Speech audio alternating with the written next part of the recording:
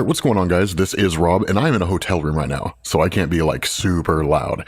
Although I wish I could, because Absolute Superman is amazing. Okay, so what this does is this initially picks up on Krypton, right? And God, I love the way they handle this, right? I love the way that Jason Aaron does this. So Krypton is not depicted the way it's usually done in DC Comics, right? Where it's this kind of beautiful, basically blue, sprawling space where the skies are clear, and the artistic rendering of Krypton is designed to show like this beautiful, peaceful society. Instead, it's not really a war-torn society, but it is very much a broken society. Because what we're told here is that in the cities worked the clerics of the Science League, harnessing the energies of the red sun and the planet itself to fuel their insatiable hunger for progress at all costs. They were the Kryptonian ruling class, the most venerated minds on the planet, and my parents were not among them. Now, of course, this is Superman kind of narrating this to a degree, but what you end up doing is switching over to what's effectively a farm, right? And that's what really makes this cool, is because normally when it comes to like the parents of Superman, like they're part of the Science Guild. And really when it came to Superman's dad, he was like the guy who tried to warn everybody that Krypton was going to fail, right? That the planet was going to be destroyed and they all had to find a way to get off and nobody wanted to listen to him. That kind of happens here, but not in the same way. What you end up learning is that with his family, or really his parents being farmers, they live a pretty harsh life. And they're always kind of like hoping for rain, and they're sort of waiting for it to come along. And the reality here is that with them basically living out in the wastelands, essentially, of Krypton, that they're almost kind of cast-offs in society. And the way that we're told this comes in the form of what's essentially the hierarchical structure of Krypton itself, where we're told that in school, my mother, Lara Lorvan, was an exemplary student, destined for great things, everyone said, until she wrote an essay criticizing Krypton's lack of funding for interstellar exploration. For this, she was labeled unruly and forbidden from ever applying to the Science Academy. She was 9 years old. She wanted to be an astronaut. And so what we're told is that the class structure of Krypton defines all aspects of life on Krypton itself, that at its pinnacle reigned the Science League. On the bottommost rung of the ladder was the Labor Guild, and that class distinctions were of such importance that citizens were required to wear their status at all times, that the crest of the laborer was seen as a mark of shame, the sign of the poor and the unskilled. People like my parents wore it with pride. Now, this is a sharp distinction from what we're used to when it comes to the Superman mythos in DC Comics, because in virtually every other depiction of the Superman mythos, the crest is a family crest, right? It's designed to say, like, I come from this house of El. And so that's the symbol that goes on Superman's chest. It's the symbol that goes on his parents' chest, and so on and so forth. Now, of course, when Superman was on Earth, the symbol was more a symbol of hope, right? So I guess it kind of changes from one society to the next. But by flipping it on his head and basically saying, like, this is actually a sign that Superman's family came from laborers, right? And it was a sign of shame on the entire planet of Krypton is kind of mind-blowing the way that it's done. The other part of this is that, as most of you guys know, within DC Comics, Superman has different nicknames, right? The Man of Steel, the Man of Tomorrow, the Man of the Sun, like that kind of thing. What we end up finding out is that kind of nickname actually comes from the concept of being a laborer on Krypton, right? He says, we were the children of the sun, they said, those who made their way with their own two hands. We were the people of steel. So I love that idea that, like, they totally turn on its head what it means to call Superman the Man of Steel, right? They don't call him that because he's just, indestructible and bullets don't hurt him. They call him that because he literally labored with his own two hands, or seemingly comes from parents who did. And so this is when you go into kind of a reworking of the traditional collapse of Krypton. And that's why I kind of love how we're focusing a lot on this. We will actually focus on Earth here in a minute, but in essence, what ends up happening is that because Superman's father works as an engineer for the geological department, for lack of a better word, that while they're mining down in Krypton, there's rumors and stories of like stress fractures, right? The idea that Krypton is seemingly falling apart. And so Jor-El goes down there to investigate. And while he doesn't really find any stress fractures or anything like that per se, that the essentially League of Middle Management kind of comes along and says, like, here's the rub. get back to work, right? And what's really interesting here, and this is something that I think is really fascinating, Krypton in and of itself, historically speaking, was always depicted as this society that somehow transcended these basic moral constructs, right? There's the laborer, there is the upper class, there's the person who rules the labor on behalf of the upper class, doing what they're told, yada, yada, yada. Very earth-based labor structures, right? For lack of a better word. But here, in this version of Krypton, it's not that dissimilar from what you see on Earth. It feels very primitive, right? Despite the fact that they are so incredibly advanced. And so because of this, when you have Superman's father who's being told everybody needs to get back to work, ultimately, like, his father's just like, no, that's not going to happen, right? We're shutting this down, this mine down, until we can get more investigation done. Now, where there's a lot of bickering that goes back and forth and so on and so forth, ultimately what ends up happening is that cracks start to appear and kryptonite energy starts to emerge from the planet itself. And in fact, this guy who was in charge of the middle management group or whatever literally just like gets pulled down into all of this and effectively burns alive due to all the Kryptonian radiation. And Jor-El ends up fleeing from this place where seemingly everybody else was killed. And so at this point, you switch over to Brazil here on Earth, of course, presumably after Superman has been sent away from Krypton. We will wrap back around into what's going on with Krypton itself. It does become an important part at the end of the story. But what this is designed to do is kind of juxtapose the similarities between how life operated on Krypton and how life operates on Earth. That you still have these kind of hierarchical structures, right? You have those at the top, you have those at the bottom, and then you have those who hold the chains and whips designed to keep those at the bottom, right? And so it's really fascinating when you look at this because you basically pick up in what's effectively a diamond mine out in Brazil somewhere. And what you have are these people who were living this incredibly harsh life because what we're told is 3 days ago, the migrant workers at the Lajes Creek diamond mine, I'm not really sure how you would pronounce that in Portuguese, were tunneling underneath a kimberlite ore body, the typical host matrix for diamonds, when they came upon a large deposit of asbestos. They were ordered by their employers to continue digging. And so they did. Now, for those of you guys out there, and I know there's a lot of younger people out there who don't know what asbestos is, it's effectively a carcinogen, a cancer-causing agent. And in fact, that was actually in homes, right? I want to say it was like in the 70s when they basically outlawed it, right? They banned it. But it was a chemical out there. It was a substance that would give people cancer. And there were people who worked in it all the time, right? Because no one was ever told that it would cause cancer. But the fact is, like, these mine workers are working in a mine that is giving them cancer. And so it says snow began to fall on the favela outside the mine where the workers lived with their families, a blizzard of carcinogens. When the workers tried to leave, they were reminded that they were still under contract to the Lazarus Corporation. They were reminded of this at gunpoint. Lazarus promised hazard pay of $1,500 basically in their local currency if they would finish mining the ore, roughly $300 more than a month's pay. This while working a mine that extracted $200 million worth of diamond carats the previous year. These miners expect that what they will do here in the darkness will be the death of them. They do it nonetheless in the name of their family. I do the same. And that's what's really interesting about this, right? Like one of the most fascinating things that you see in this story arc is that when you have the depiction of these miners working in this place, they're not doing it for money. I mean, sure they are to a degree, right? I mean, these paltry pennies effectively that are being paid to them is all the money in the world for a lot of these guys, given how poor their nation is and how poor their nation is kept by the ruling class within it. But what's really fascinating is that their duty is not to making money per se. Their duty is to their family. And that's the weapon that companies used against them, right? The weapon they use against them is, well, think of your family, think of your wife, think of your children. Do you really want them to starve? Do you want them to go hungry? Well, imagine what you could feed them. Imagine how well they could eat with this extra $300.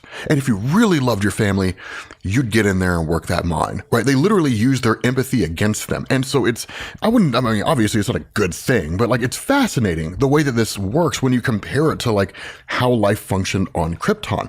And so what's told here, right? What's said here is diamonds, right? The ore has already been mined and crushed. One of the guys says that's impossible. The crusher hasn't even been used. And the other person says, and there's no asbestos in the air, like it's simply gone. Now, one of the things that's talked about here is that this is not knew that this has happened before in another mine and a few other mines around the world in different places. This same thing has happened. And so obviously it's referencing Superman. And that's one of the things that I love about how Jason Aaron handles this. The Superman that we're going to see here is going to be kind of a primitive Superman, relatively speaking, to what you're normally used to, right? You're not going to see the great, big, huge, larger than life, your grandfather's Superman.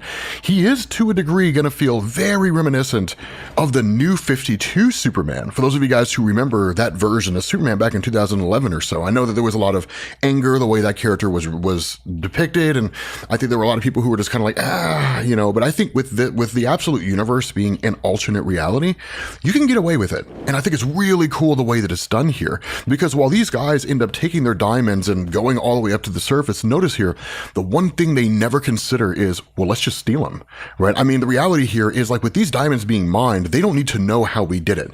They just need to know that it was done. So let's just take the diamonds up there, let's give the diamonds, let's get our pay, and let's call it a day.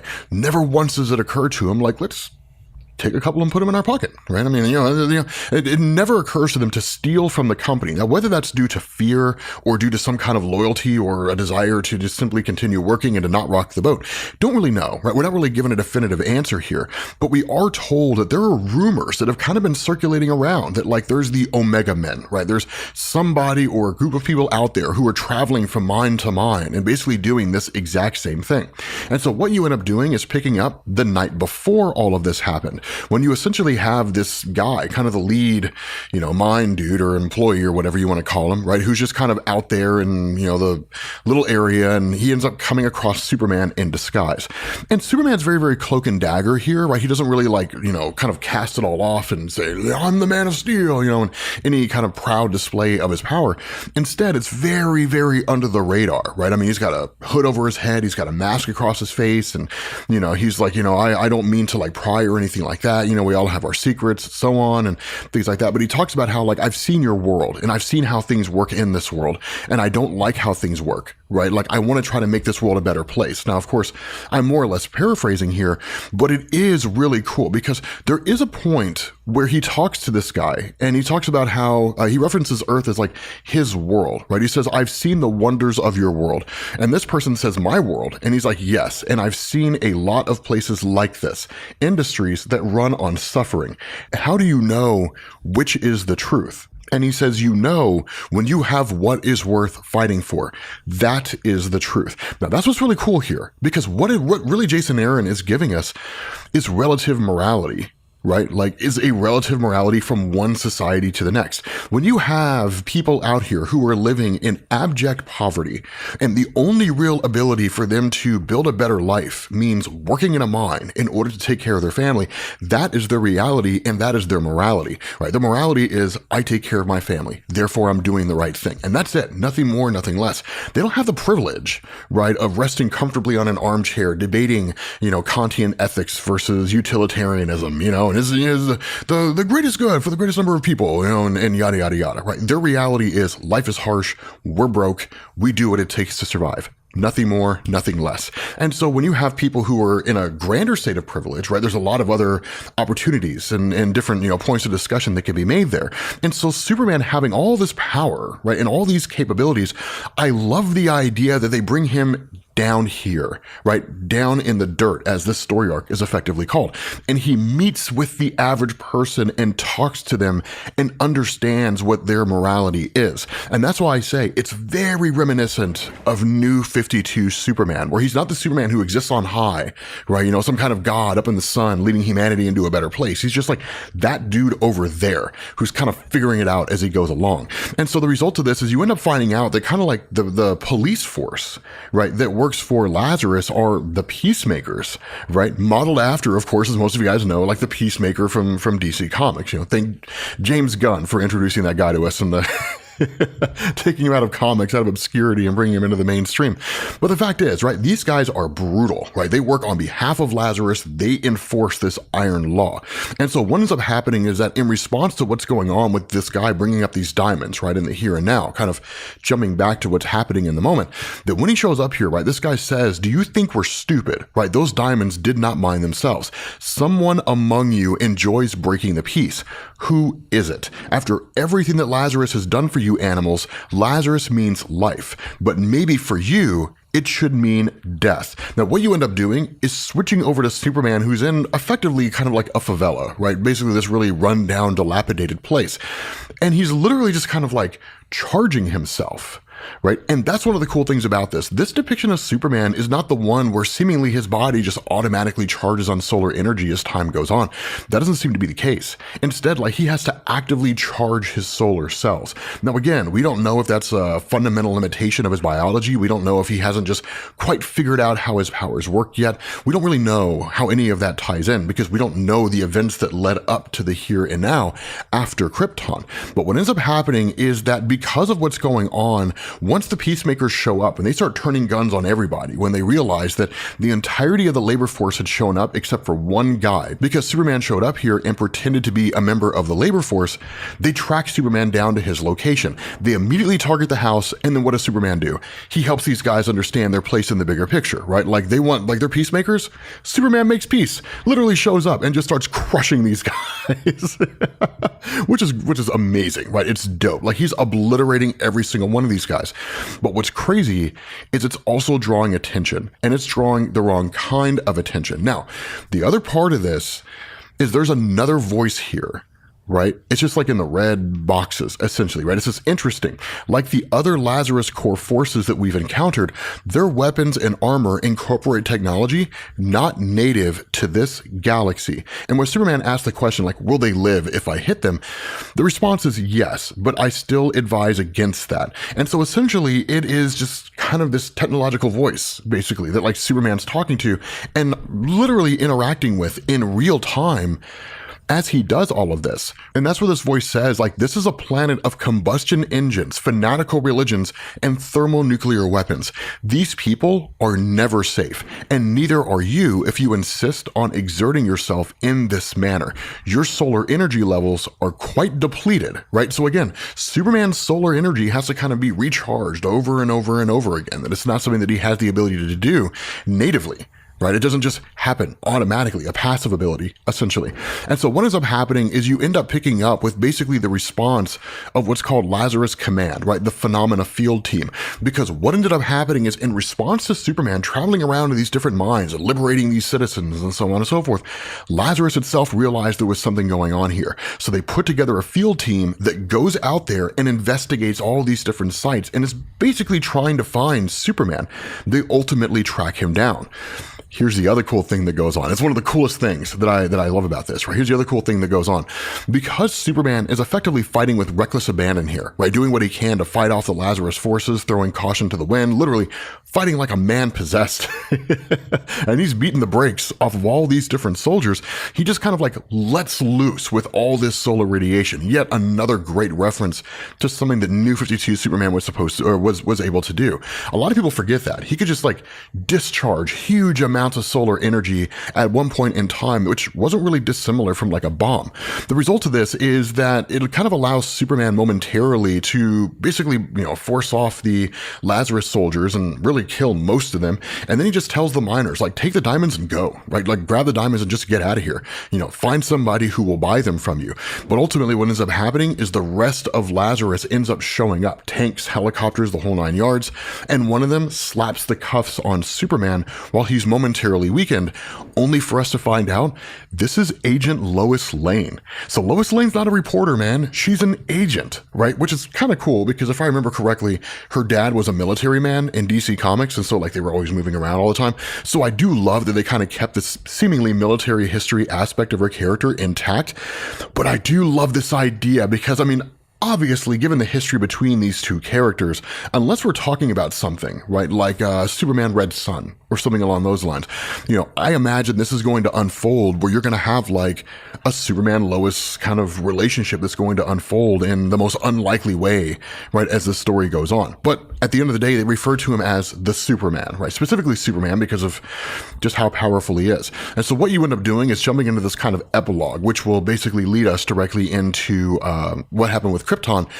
But like you literally pick up with this prison, right? And you have this guy who's just kind of like, wow, like a new toy, right? Like, I wonder where it is that you came from. And of course, there's like a few bottle locations around. So clearly this is Brainiac in the absolute universe. Now, it's from Lazarus's R&D department, right? So clearly he's probably just some kind of like a science guy, right? Who just turned himself into Brainiac or something like that. But he'll be a far more grounded version of the character. Also, the entire Kent home looks like it was demolished, right? So there really isn't anybody there. In fact, it looks like it may have simply been abandoned at some point in time. So likely Jonathan and Martha died and Superman never met them when he arrived on Earth. Again, we don't have the answer to that question. Instead, what you do is you pick up in the Redlands, again, the wastelands back on Krypton, and that in this kind of desert area, right, you have like Jor-El who comes home to his wife, and he of course has all these radiation burns on him and different things like that. And then he asks her like, where's our son, right? Where's Kal-El? And like, of course, Kal-El comes running up and he's like a young kid, not that much older than Jonathan Kent, the son of Superman and Lois Lane, when like DC initially picked up with like the full-on introduction of Superman and Lois Lane from the pre-New 52 universe in the main New 52 universe, right? Like it's cool, right? It's I guess the DC Rebirth landscape. If you don't know what that means, it's not overly important. It's simply just this idea that like they kind of say like, we'll solve all of this together, right? We'll deal with this together. All the while, this kind of momentary thing where it's like what you end up seeing are like the fissures breaking, right? Like you see the ground underneath them cracking, and literally the planet is starting to break apart, even if only on a very, very small level. You also do have what looks like crypto. Here's the thing, man. I didn't see crypto when Superman was on Earth. And let me tell you something, Jason Aaron. If this is going to be, if the dog's going to die, don't show us. We don't want to see that. Nobody wants to see the dog die, right? Like, I mean, just allude to it. Right? Like just have Superman just say like, I had a dog once. And like, that's good enough for us. Right? Because, dude, we don't need to see that. Nobody wants to see Crypto die. Do what you want to the humans, don't hurt the dogs. But one of the things this does is it kind of picks up in the immediate aftermath of the last video that we did, where Superman was not really as powerful as we're used to seeing him. If anything, he's really more almost kind of like Golden Age Superman, right? Where he can just leap tall buildings in a single bound, and he's really, really strong, but not like godly strong or anything along those lines. But he was basically in Brazil working alongside some miners who were basically under the control of a group called Lazarus. And seemingly, Lazarus is this organization or even company or governmental agency that kind of spans the globe, right? And so because the absolute universe is a fairly dark place, that things are very harsh for people who work as these miners. When Superman showed up here, he actually started casting off the authority figures and almost kind of liberating the miners, if we want to call it that. This led to the Peacemakers arriving. And I love the way that Jason Aaron has done this, right? Most of you guys are familiar with Peacemaker, right? He's kind of like Batman in a lot of ways, right? Batman cherishes his no-killing rule. He doesn't care how many men, women, and children have to die in order for him to keep it. Peacemaker's much the same way when it comes to peace. But the idea here is that in the absolute universe, instead of Peacemaker being one guy, there is a Peacemaker, and most likely this universe is one that we're familiar with, but the Peacemakers themselves are actually kind of a paramilitary force. And among them is Lois Lane. And that's the person that you get here, right? Now, the cool thing is Jason Aaron is going to kind of take this familiarity of Lois and just kind of wrap it in and kind of give us to some degree the Lois that we know and love, albeit with a few modifications. But Lois is a believer. Like so many other Peacemakers here and people in positions of authority, she's kind of just blindly following orders, giving no real thought to what it is that she's actually doing. And so this kind of comes to a head with Superman, that initially she's just like, hand yourself over, right? Like, get on your knees, right? She's effectively trying to place him under arrest. But the whole time, he's basically talking to Saul. Now, Saul is the name of his suit, and it's one of these cool elements of the absolute Superman mythos that we're actually going to find out this suit has a really, really interesting caveat to it. But one of the big questions that Lois kind of finds herself wrestling with is, where do Superman's powers come from? Do they come from the suit or do they come from him? And I imagine some of you guys may be asking, like, where does the suit stop and Superman begin as far as all of his capabilities and so on? We'll get an answer to that. But one of the big issues that Superman has to contend with is that these handcuffs that have been put on him, specifically one cuff is attached to Lois and one cuff is attached to him, so he can't just fly away, that he can't quite break through them. And so ultimately it's up to like the suit to basically sever the cuffs. But the cool thing about this, and one of the things the suit says, is that the metal that comprises the cuffs themselves, that it basically rebuilds itself as Saul destroys the cuffs, right? So he can't just kind of like disintegrate the connection and the Superman can take off. It doesn't work that easily. It's a pretty ingenious maneuver here. The other part of this is that the Peacemakers themselves, they see Superman as target number one, right? That's the guy they're there to get. If they have to kill Lois to get to him, well, that's just the nature of the beast. So no honor among thieves, right? That at the end of the day, the job has to get done. And seemingly, the way that is kind of depicted here, it's where Lois really starts to begin to realize that they are all just expendable. Now, something else that I think is kind of funny here with the way that Jason Aaron does this, because Superman doesn't know what cuffs are, he calls them chuffs. I think it's just kind of a hilarious little tidbit. But ultimately, he's just kind of like, okay, so like, here's the deal. I got to get out of here. I'm not going to stick around here. And so what he does is he uses this substance called red dust and then effectively encases Lois Lane in it. In fact, he tells the suit, make sure that this doesn't like tear her in half. And Lois is terrified over this, right? But ultimately, Superman just takes off. Now, initially it looks like he's flying, and to the people that are chasing after him, it looks like he's flying as well. I mean, the reality here is that if somebody just like takes off into the distance and all you see is their body just sort of disappearing into the horizon, you're more or less going to believe that they're flying, right? Whereas Superman is effectively just jumping really, really far. In fact, he actually jumps about 8 miles. But one of the cool things that goes on in the middle of all of this is you get this kind of observation from Peacemaker himself, where one of the soldiers is just kind of like, okay, we request permission to engage. Permission is given. And it says the Brainiac system suggests chemical rounds, level 11. And that's where essentially Peacemaker himself says, will do, though I can't guarantee the safety of the agent. And that's where the response is, nobody's asking you to, Peacemaker. And they say, copy that. Lazarus means life. Now, this can kind of be interpreted in a couple of different ways. Number one, it is actually Peacemaker. Number two, they all call themselves Peacemaker as a kind of an identity tied into a singular identity, right? We are all Peacemaker, and so we refer to each one of each other as Peacemaker. The latter is most likely the scenario here, but I would like to believe that there is an actual Peacemaker who leads these guys, right? Like the guy who's in charge of everything. And so ultimately you just kind of follow Superman as he literally goes and jumps like 8 miles and lands in a small town. And that's when reality really starts to set in on Lois, because these missiles were fired off, chemical weapons essentially, which here in the real world have been banned since the Geneva Conventions. But the fact is, like, using them in such a cavalier way, right? Just having them follow Superman to wherever it is that he lands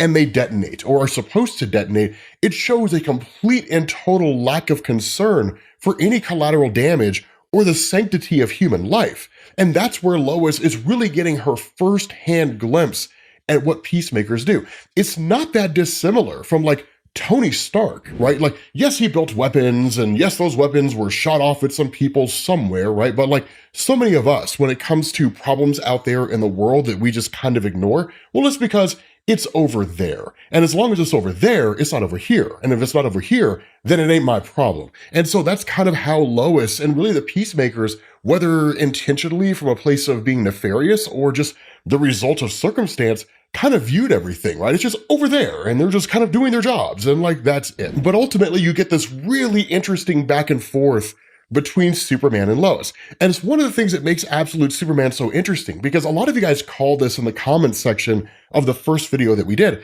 It feels very reminiscent to like the Man of Steel. And this conversation between the two of them highlights that perfectly, right? Because there's this point where Superman says, like, I just saved your life. several times and you still want to arrest me for it? And she says, no, you willfully endangered my life by trying to escape lawful custody, which you're not going to do. And she says, you endanger everyone by just existing, whatever it is that you are. And she's like, what are you? And he simply just says, just another child of the dirt trying to get by, kind of passing himself off as a person, just sort of trying to make it in the world. And she's like, so you're like a hippie who's bulletproof and could like jump really far. Is it the suit that makes you special? Who is Saul? People have a right to know. And that's when the kind of Man of Steel thing sort of chimes in. And it's like, who said people have a right to know? I never said they have a right to know. And they're asking for information about me. You say they have a right to know, but who are you? Of what relevance are you that you're so important that you have the ability to demand answers, right? It's very reminiscent of like that whole Man of Steel moment when Superman is like in a prison cell, he just stands up, he breaks his handcuffs, and he's like, you're afraid of me because you can't control me. And you're right. Humanity continues to exist because I allow it. At any point in time, I could wipe out your entire race, and there's nothing you could do to stop me. Nukes, nothing, it wouldn't make any difference whatsoever. And so it's really kind of interesting. Now, Superman doesn't really approach this from a place of, kind of towering over Lois and showing her how powerful he is and that kind of stuff, right? People of any measure of power don't really need to put that power on display.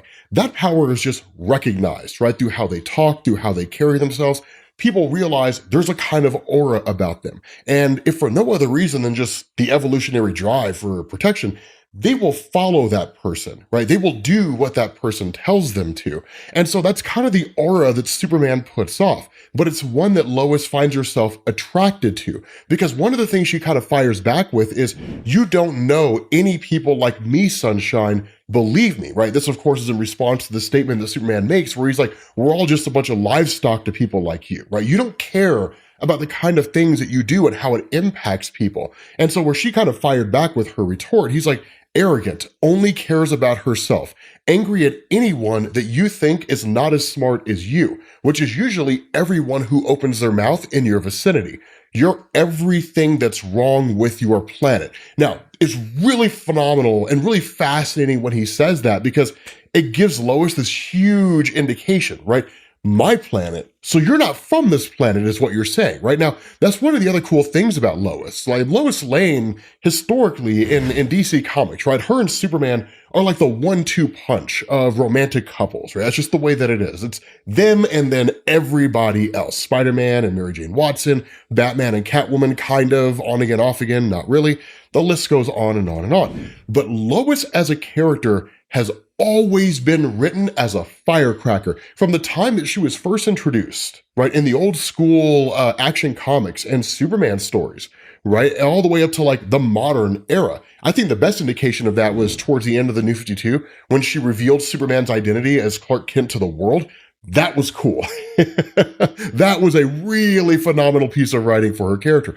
But she's one of these characters where she doesn't take lip off of anybody. It doesn't matter who they are or what they're capable of. And it's one of the things that's always made Lois Lane kind of this tried and true character that represents just like the strength of human resolve. Because I would like to believe that Lois's character, as she's depicted in comics, kind of transcends representing women or men or anything like that. And it's kind of like a representative of the human race regarding her relationship with an inhuman man. So it is really, really cool, right? When you kind of get down into the nitty gritty of all that kind of stuff. But that's when the Peacemakers show back up and they just start firing off weapons at everybody. And Lois is watching just this indiscriminate attack and the complete lack of concern for anybody else who's out there. And it starts to turn her to his side. Not so much that she's just kind of like, all right, let's run away together and go find some romantic place so we could touch naughty bits for a little while and then become like a husband and wife superhero duo and save the world. It's not really like that, but it is one of these things where Superman, of course, grabs a car, throws it at the helicopter, which takes the helicopter down. And then at that point, Superman realizing that these guys are on their way here, and the fact that there are people in this town, right, that are going to be sustaining injuries and so on and so forth, it's, we need to get them out of here. Now, Superman says, right, this sunstone dust will shield you, right? This, of course, referring to the material that is encapsulating both the handcuffs as well as actually composed of his suit and his cape. But Lois kind of gives this play-by-play commentary of everything. And she says, Lazarus Field Agent After Action Report. My first thought was that it had to be the suit, but while the subject's advanced battle suit does display otherworldly properties, possibly including some level of sentience, after direct observation, this agent can say with profound certainty, it is not the suit. This Superman is plenty super on his own. Now, of course, she kind of begins to figure this out over the course of watching him rescue people, sustain damage to his suit, which is torn apart, but he's able to kind of withstand all of it with the greatest of ease, right? So clearly it's his physiology, it's not really the suit that he's wearing. She says the full extent of subject's powers remain uncharted. It is my impression that even he does not fully understand the limits of his abilities, as if this is all relatively new to him as well. In some ways, Superman is very much still a boy, one who has not yet fully deciphered who he is, but in other ways, he is every bit a man, with an ethos that seems unshakable. Now, on the surface, this kind of seems like the thoughts and ramblings of a woman who is clearly romantically interested in Superman. And if the right circumstance presented himself, she would jump those bones in an instant. But the bigger point that's really coming out of this that Jason Aaron is making here is that he's becoming Superman. Not quite there yet, but in terms of us seeing him as kind of like this sort of de facto leader, right? The superhero who's out there that is kind of the shining bright star that exists out there that every superhero in some capacity models themselves after. He's getting to that place. More so than that, he has powers that he just hasn't tapped into yet, right? That his abilities will grow as he learns to harness those powers more and more. And so it's really just kind of Jason Aaron saying, there's a few more tricks up his sleeve. We're just getting started here, which makes me very, very excited. But what he also does is he uses this kind of dust in order to like heal the injuries of people who have sustained these various injuries in the attack and so on and so forth. But Lois continues this commentary, right? She says, subject switches from a shy, soft-spoken demeanor to a more confident, commanding presence depending on the circumstance, without either facet coming across as an affectation. This feels like a man who cannot help but be earnest, who could never lie, even if he needed to. We know from the other sightings that he's traveled the globe. He speaks multiple languages, but somehow he still has the air of a lost child, of a life in some way interrupted, of a son without a home. A deep mistrust of authority seems ingrained. Suspect will prove quite difficult to coerce or apprehend. And she says, despite repeated attempts, this agent never really had a chance. Now, of course, in that way, she's lying, right? She's literally cooking the books here. There was an opportunity for her to subdue him, given the fact that he was in somewhat of a weakened state. And Superman recognizes this, right? He simply looks to her and he says, thank you. Now, this is kind of a dual meaning in terms of him saying that, right? It's thank you for helping me and all this kind of stuff, which is how Lois takes it. But it's also thank you for not arresting me, for not subduing me and not turning me in. Now, of course, this also leads to Lois sort of chiming in for a couple things, right? You know, she's like, suggested course of action is further study, intense study. I hereby formally request a full-time Superman assignment. Agent Lane's private notes, he smelled like oak barrels full of burgundy, stored for 1,000 years in a musty basement. He smelled amazing. So clearly she's smitten with him. And how could you not be, right? Just this incredibly powerful character that's masculine in almost every conceivable way, but also tender in all the ways that she's hunting for, appears out of nowhere, to say nothing of the fact that the guy's gorgeous, right? Like, he's got it all. Of course she's going to be smitten with him. And there's even this point where Superman kind of becomes a little philosophical, right? He's like, there's this place in the Arctic Ocean. I think it's Svalbard. I'm not 100% sure how to pronounce that, but it's these islands with more polar bears than people, where the sun sometimes shines for days on end. But when it's night, you can see more stars than you could possibly imagine. So many of those stars are orbited by nothing but chunks of rock and methane, undeveloped planets with no life on them. Do people have any idea how precious a place this is? Now, this, of course, is kind of drawing on Carl Sagan, right? The pale blue dot, right? There's one of those landmark speeches about the value and significance of the human race and how precious the Earth is, because if we were to somehow destroy the world, there's nowhere to go. There's nowhere for you to go to, right? I mean, you could hide underground and maybe survive it, but even then, that's probably not going to happen. And so the lives that people have here are connected, they're intertwined, they're all shared. And that's one of the big differences between Krypton as a world and Earth itself. Krypton had its fair share of problems, and I have no doubt that over the course of the Absolute Superman comics, we're going to see what a lot of those problems are, because as we get towards the end of this, which we are coming up on the ending here, that we do kind of get a kind of glimpse into really arrogance, hubris, that sort of thing that seemed to plague Krypton.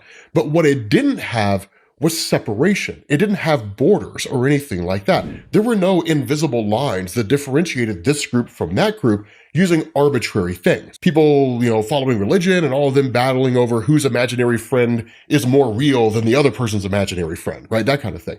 But at the end of the day, this really kind of follows this philosophy of Superman and simply adopting this mentality of people, like human beings are human beings. Like, all of you occupy this world. Why do you have things that separate you? Now, that's kind of a long-standing philosophy of Superman in DC Comics, but I love to see that Absolute Superman is kind of developing this attitude or this philosophy the way that Jason Aaron's writing him. It's really, really cool, and I absolutely adore it. But he even says, like, I'm one of those sons of nothing. My planet, and where he goes to tell Lois what his planet was called, the handcuffs loosen, and then he's whisked away by the dust. So like, that's it, right? And so Lois is just kind of observing and watching things. And so at that point, you switch over to the after action report, which is really kind of monitored by the Brainiac AI. Now, Brainiac AI really looks like an actual person, right? Plugged into some computer system. So it's not like Skynet, right? Just some thing that exists out there in the ether that's all just kind of software in cyberspace. But this may turn into like the actual Brainiac villain as we know him, albeit a far more grounded version of the character. But still, the entirety of Lois Lane's interview is basically being modified to achieve a particular goal, right? How would you rank the danger of Superman? Well, I don't know that I would really rank him as much of a danger. Level 8, cool, confirmed. Wait, no, that's not what I said. The questions kind of continue on. Do you think Superman is a threat to humanity? Can he be controlled? Well, I don't necessarily know if he could be controlled or not. I mean, I know he cannot be controlled, but I don't know if he'd be considered a threat. Cool, we should terminate him. And like, that's it, right? It's looking for a particular outcome to the questions that are being asked.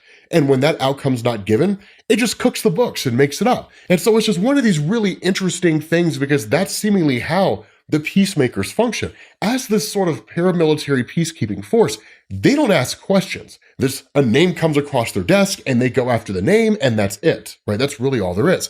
But this kind of throwback to like the nature of Lois, right? This basically do whatever it takes, tough as nails reporter, comes in the form of the fact that she decides to write her own after-action report. And despite the fact that she seemingly hates writing, she actually loves doing it. Now, I don't know if this means she's going to start writing everybody's reports all the time, or that she's going to go and become a reporter. But it's just kind of Jason Aaron saying, like, hey, those threads that you're familiar with of Lois, right? Being a reporter, writing these Pulitzer Prize winning, articles or opinion pieces or whatever, she's still very much there. She just looks a little bit different and acts a little bit different and is different in a lot of ways.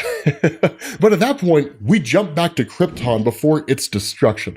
And that's one of the things to keep in mind, right? In the first video, we talked about that. There's a kind of back and forth that goes on in these comics between the events that led up to the destruction of Krypton and Superman arriving on Earth. And slowly, it's kind of bridging the gap between the two. But what we end up learning is that this sunstone dust was actually created by like Lara herself. But again, unlike the traditional Superman mythos, where the parents of Superman were part of the Science Council on Krypton, and despite being, kind of honored members of its society, that their warnings of Krypton's destruction just kind of went unheeded. In this reality, or at least in the Absolute universe, they're farmers. Right? I mean, that's really all they are. They're Luke Skywalker's aunt and uncle from the Star Wars mythos. And so the big concern they have here is that if they take this information to the clerics, right, this knowledge that Krypton is effectively falling apart at the core, it's only a matter of time before the planet's destroyed.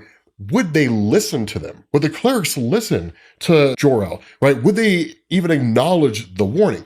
And even if they did, it could take years to build enough ships in order to actually liberate the people of Krypton and create some measure of an evacuation.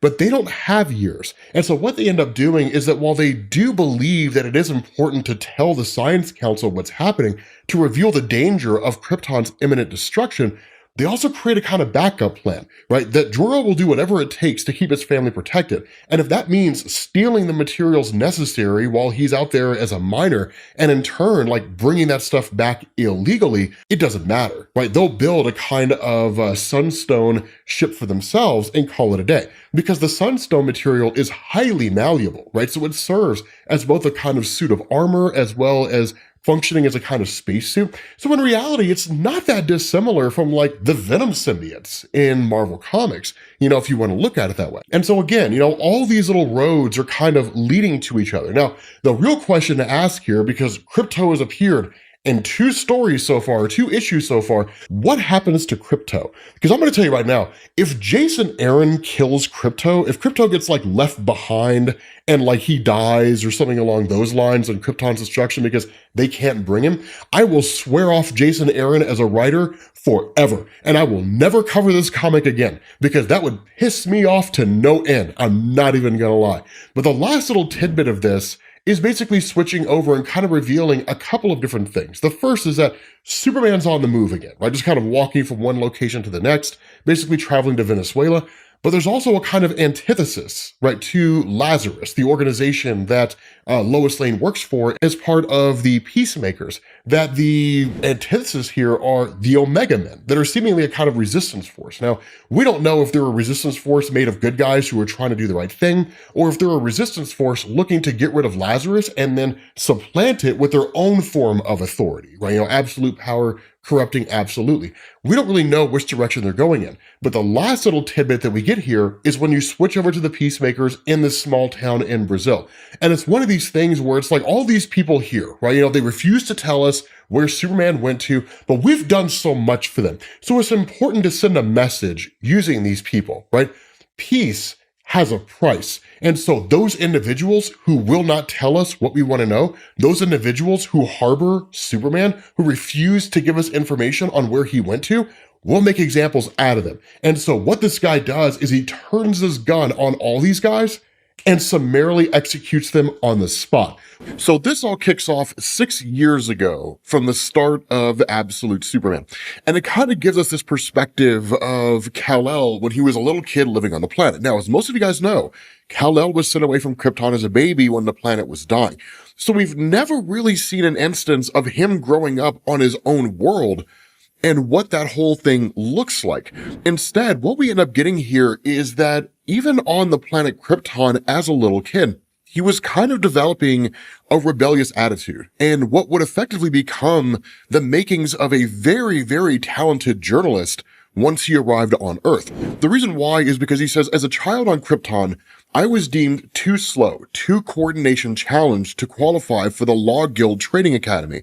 School was always a challenge for me, so my grades were never going to be good enough to get me into the Science Academy. Not that I wanted those things for myself anyway. I was happy in the Labor Guild, happy in the Redlands. The only 2 friends I had in the world were there. And since I was old enough to walk, we'd spend our days exploring the purple prairies and rolling pink hills of the Kryptonian countryside. That was where I belonged. Quiet, still, as far from any city as I could get. And so what ends up happening is the parents of Superman, right, Lara and Jor-El, end up bringing him to what you and I would call Earth's version of the Fortress of Solitude. I mean, technically it's on Krypton, and it's just kind of like, this place that's out there. But it is the inspiration for the Fortress of Solitude as it has historically existed within DC Comics over the years, right? Since its introduction back in the 40s, 30s, 40s. But the idea here is that they bring Clark in because they got a call from his teacher, essentially, saying, hey, like, your son's here and your son's questioning the Luminarium, right? The Science Guild, the ruling body of Krypton, that we have a way in which we do things and they're being taught these things, but he's not espousing the ideas that are being taught to him. This is the problem. And the response of his parents is, no, it's not either. No, it's not. And it's really cool because they literally say that, right? She says that you've been refusing to utilize the Science League's Luminarium for your reports, that instead you're writing them yourself. They say, Cal, you understand that when you do that, you're challenging 3,000 years of Kryptonian tradition. Now, this is kind of a big deal because, as most of you guys know, when it comes to the planet Krypton, usually in the main DC universe, I wouldn't go so far as to say that the ruling class in Krypton had been this kind of grand enlightened society. They were just as guilty of bias as any other civilization that had ever existed out there in the world, in the universe at any point in time. The difference is that they were advanced enough to understand that some biases were necessary and some biases were not. Here, and what you're going to see over the course of this comic is that the ruling class of Krypton are about as corrupt as you can get, and it's really sinister, the kind of things that they're up to. But the fact is, the information they provide to the younger generation, to the kids, is less about education, teaching them to think for themselves, and is more about indoctrination, teaching them what to think. And so it's a really fascinating way to depict what is, by all standards of measurement, a very advanced and supposedly enlightened society. And so what you end up having his parents doing is just saying, like, keep it up. Just keep doing it, man. Like, we know that you are incredibly smart. And because you're not telling them what they want to hear, they don't like what it is that you have to say. But it doesn't mean you're wrong. So just keep on talking, right? Keep on doing your thing. And it's cool, right? Because at the end, Kal-El's just kind of like, wherever my journey leads, and I don't know where it's going to lead me to, I know that it's going to lead me here. And that's the important thing, right? With you guys. And that's when reality kind of sets back to his parents, because for a moment, they were just kind of enjoying this little bit here, right? But seeing the sunset, seeing this beautiful environment, that they kind of get back to work again. Now, largely, they hide everything away from Kal-El. And for those of you guys who are just kind of following us, right, picking up this video for the first time, we do have a playlist that you could check out. But the long and short of it is that Superman's parents know Krypton is dying. And they had tried to warn the Kryptonian government. And much like what we had seen historically over the years, they were ignored, but not really for reasons of corruption and power or anything like that, but just because there was no one willing to, to listen to their cause. In this instance, and again, what we're going to find out is there's a lot of corruption going on behind the scenes. But the fact is, they try to keep it hidden from Clark, but he's so smart that he's able to kind of pick up on everything. The kicker about all this is that as he's kind of roaming around, he comes across what looks like some kind of, cat, rabbit type creature. I don't know what it's called, but it's got radiation burns. It has mineral burns on it, right? It's burning green. And so at that point, it's like, okay, Crypto, like, let's get on my bike. Let's go check this out. And literally, Kal-El just starts riding through the countryside and finding all these animals that are dying, right? That are burning up, that are being killed by the heat of this place. And that's usually, I don't know a whole lot about geology, right? So I can't tell you what the telltale signs of imminent planetary collapse look like. One, because I don't think that we here on Earth need to worry about the core of the planet destabilizing anytime soon and the planet exploding, right? And just all of us dying. If anything, the most common depiction that I recognize when it comes to like some kind of planetary collapse like this is that it starts with a destabilized core and works its way out, like cracks and fissures, right? Running through the planet. All that heat comes out. And so when it does, it's burning up all these animals. But there's also the effects of this planet's atmosphere, right? The flora and fauna changing. And that's what, right, Clark talks about here. He says, across the Redlands, farmers' crops were dying, withering away overnight for reasons that they couldn't explain. Animals were behaving strangely. Herds of zerts were seen stampeding themselves off of cliffs. All fishing had stopped in Kogo Lake. People were saying that the fireballs had become a raging inferno and that the volcanoes of Olo, which had spewed gold for thousands of years, were covered with golden scabs. Pearl divers along the Dandahu River were said to be floating to the surface, boiled alive. If something was sick inside the planet, it would make sense that the first people to feel the pain would be the ones with their hands in the dirt. But again, life goes on. And by and large, the ruling class on Krypton never tells anybody anything. It's why these people are so confused about what's going on. It's why they don't understand, because no news is being given to them. And in fact, this is going to be a really, really fascinating thing here in a second, because again, right, picking up with Superman here, he says, but according to the official Science League news feed, this was nothing unusual. Natural gas leaks, they said, an isolated problem. No cause for concern. A week after I went camping in the mountains, my class took the train to Candor for a field trip. Along the way, I started to put it all into writing. Everything I'd seen across the Redlands. The words flowed out of me almost as fast as I could type them. Before I could think to stop myself, I'd submitted the news story to the school's news board. So again, you see these kind of early frameworks and early depictions of the journalist that he would become when he arrived to Earth. But here's the corruption of it all, right? By the time we reached Kandor, the story had been removed from the board. All the notes deleted remotely from my tablet, and an appointment set for my parents to see the school administrator. We'd never make it to that meeting. So again, you have this kind of ruling class controlling what people see, controlling what people learn, kind of controlling the entire facet of society itself. And it's a tale as old as time, right? You want to control the parents, you start with the kids. It's not new, right? Civilizations and parts of earthly society have been doing that for, I don't know, thousands of years, right? Probably even longer than that. And so once you end up having the class arriving at Kandor itself, then you have, of course, the question being asked about the science clerics, right? We're here at the Science Guild. We want to talk to the science clerics. We want to meet the science clerics. Well, they're off doing sciencey stuff, right? You guys can't see them. They're really busy right now. And normally that would make rational sense, right? I mean, the top science guild in the entirety on the entire planet of Krypton, as advanced as it is, probably doesn't have time to drop everything it's doing and talk to a bunch of 11-year-olds, right? 12-year-olds. Like, hey guys, you want to be science people? I don't know, right? Nonetheless, the fact is that once all this is going on, Superman witnesses his dad being taken by the cops away from this whole place. Because again, he's been appealing to everybody. I'm a geological engineer. You have to listen to me. This planet is dying. And so again, no one seems to want to listen to him. No one wants to hear what he has to say. And Clark is looking at his dad, right? And his dad didn't know he was there. He's just like, son, what are you doing here? And it's like, it's kind of a field trip, right? And he's just like, go home, get your mom, tell her what happened here, right? Get away from here as fast as you can. Now, of course, they stun gun him and knock him out and then drag him away. But literally, Clark takes off, beelines for his mom as fast as he can. And as his mom, let me tell you something about Lara.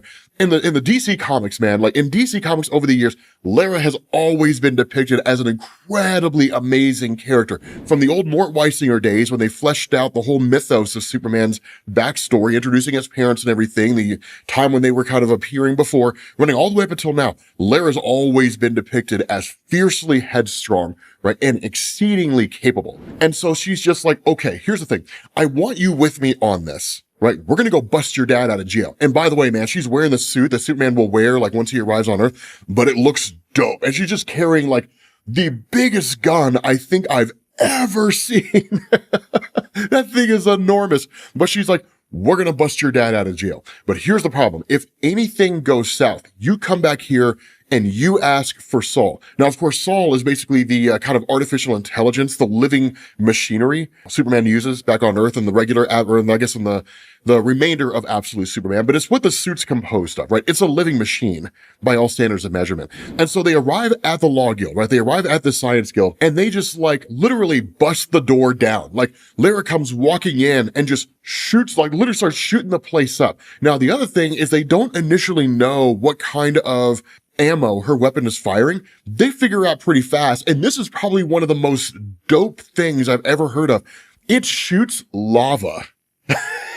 Molten rock. That is amazing. What better weapon for a geological engineer to use than a weapon that fires lava? Now, of course, at that point, they're firing off everything they can. And because of the fact that they broke into the Law Guild, immediately they're sentenced to execution, right? You guys are going to be killed by lethal injection once we get our hands on you. The problem is that they won't, because Krypto shows up, takes one of the guards out, and then Lara shows up with this just massive gun, looking like the most menacing character I've ever seen in comic books. It looks dope. I really hope that we get to see Superman in this whole suit and everything with the mask on and the whole 9 yards, because man, it looks like Eradican. What if that happens? Bro, what if the suit becomes sentient and it becomes a bad guy and it becomes Eradicator? Son, imagine that, dude. What if the suit becomes Eradicator? That's gonna be amazing. But still, right, back on track.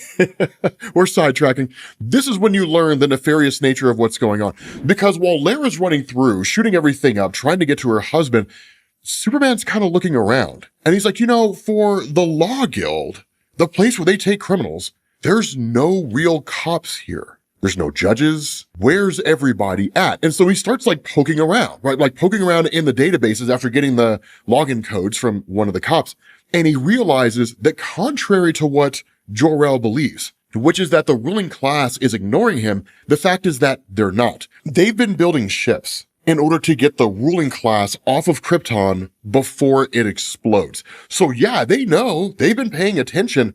They've just been planning to bail on everybody, all the normal people down there, and just leave them to their fates of dying on the planet.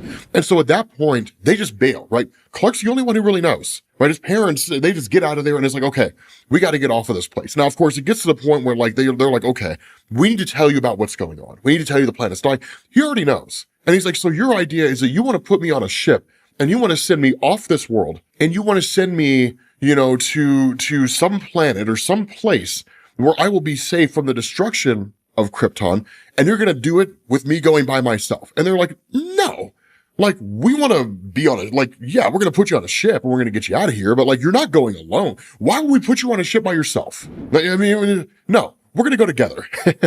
Not only is it going to be us three, it's going to be as many Kryptonians as we can possibly gather together, right? As many people as we could possibly save. And we're going to get off this world. And that's where Laura chimes in and says, because all these people out here don't know what's going on. And Jor-El's like, actually, yes. The Science Guild does know what's going on. And these people out here in the world, they all know what's going on.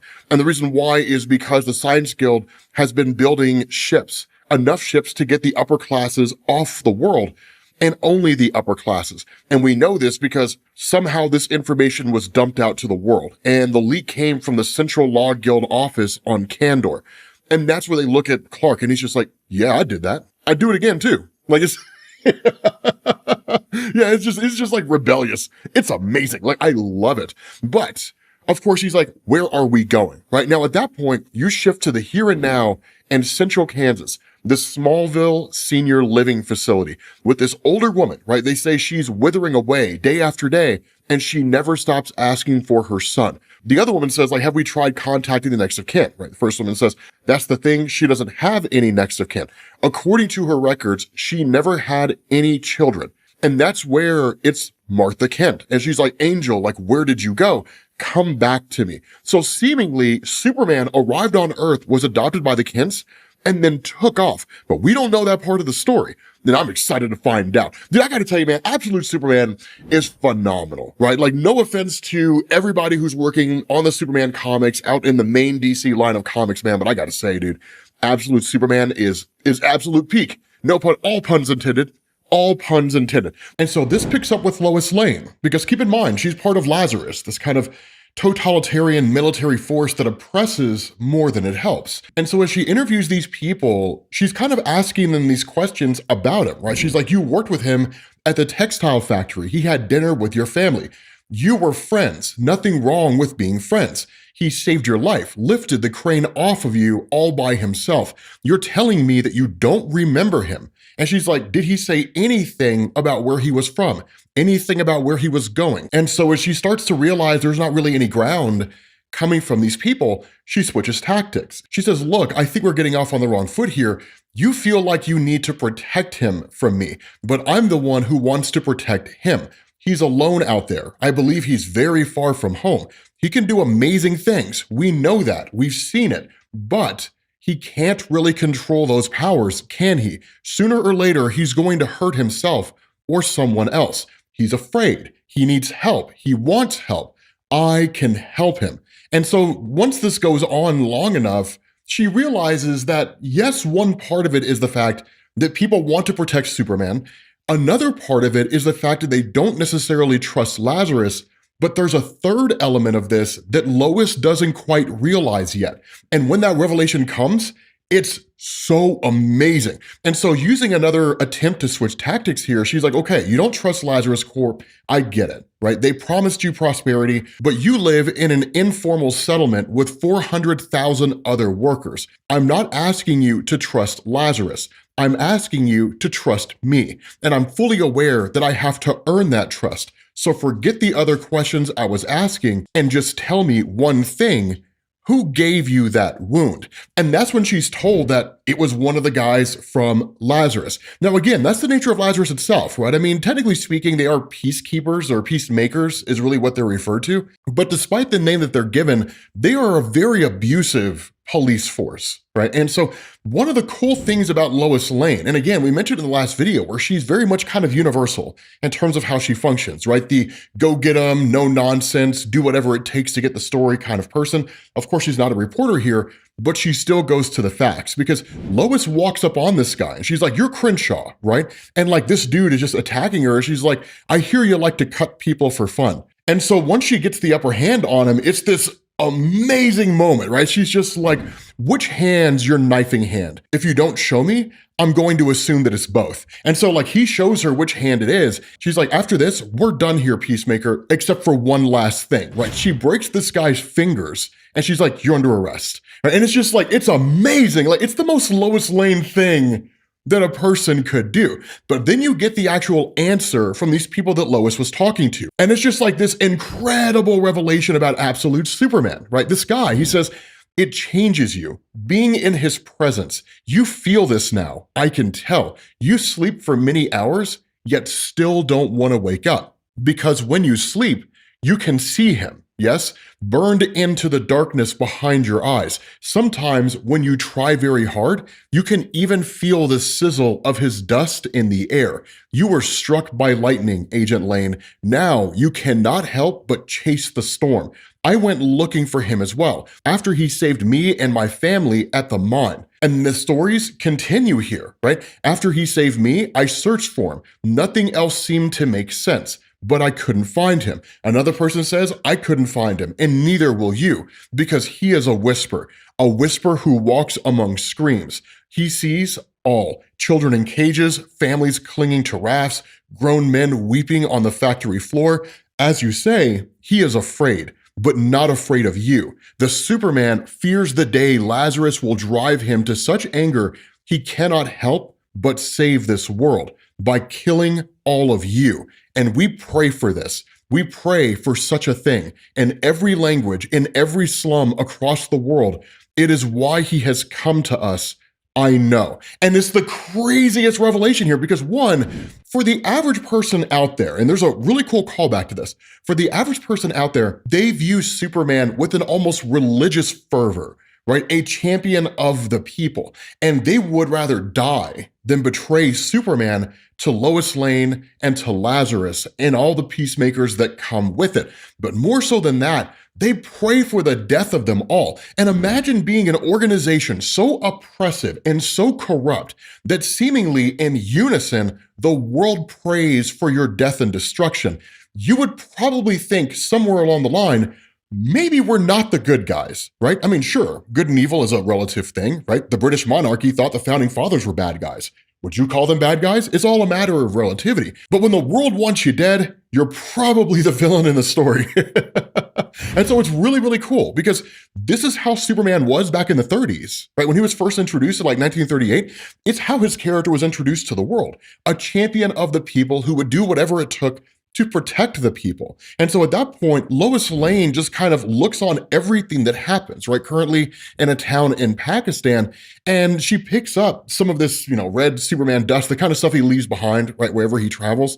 And she's like, "If you can hear me, and I know you probably can, your friends are wrong, right? I'm not chasing the storm. I am the storm, and you cannot hide from me forever." Now, keep in mind, at the end of the last video, or near the end of the last video, one of the things we realized very, very quickly, Lois Lane is enamored with Superman, right? So much so that she's more infatuated with him than anything else. So sure, there is the professional aspect of her job, being a person out there trying to find him, to bring him in, or at least talk to him, get to know him better, that kind of thing. But if given the chance, she would 100% get in between the sheets. So understand, guys, Lois Lane definitely has a thing for him. And at that point, she gets a call from her father. Now, what's really interesting about this depiction between General Lane and his daughter Lois in this conversation that they have is that it's very reminiscent of the conversation they had in Action Comics 832, right? Which was the comic book or the story arc that took place where Lois talked to her father, who was essentially dead following the Imperiex attack. Imperiex was basically like DC's version of Galactus, more or less. But it was a really cool story because it was kind of a chance for them to settle all these issues that they historically had. That he wanted a son and not really a daughter, so he treated her like a son. That he really pushed her initially into military service, or at least wanted her to join the military, that sort of thing. She wanted her to be like a mini version of him. And there was a lot of strain in their relationship. He really didn't believe that Clark Kent, not knowing that Clark was Superman, that he didn't deserve his daughter, that sort of thing. But through it all, and despite how shady a lot of his actions may have been, he only ever really wanted the best for Lois.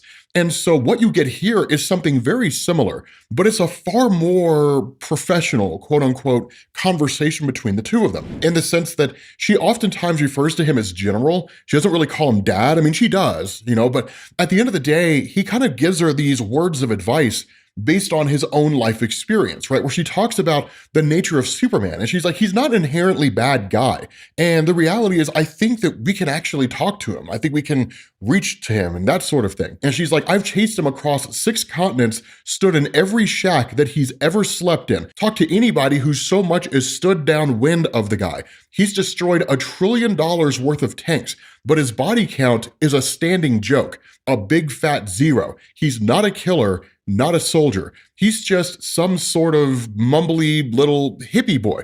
And the response of General Lane here is, that's what they said about Charles Manson once upon a time. Take the Peacemakers with you, Agent Lane. And where she tells him, like, you're retired, right? Like, you know that. Like, do you really need me to tell you that? He's like, you don't have to tell me anything, right? And that's where she kind of breaks this professional action or this professional attitude and is like, Dad, I'm sorry, right? And again, there's still respect there between the two of them, even though it's seemingly kind of grudging. And she's like, I can't get into the field with a squad of peacemakers, right? I need these people out here to trust me. Like, I need them to know that I'm not going to oppress them the way that peacemakers do. And her father's response, instead of saying, you know what, you're right, that's a good point. If you're really trying to find Superman, starting with boots on the ground is the way to go. Instead, he's like, no, right? We had an engagement officer in Karak who was always saying stupid crap like that, going on about the importance of community interface, and did not want some armed escort when he was going village to village.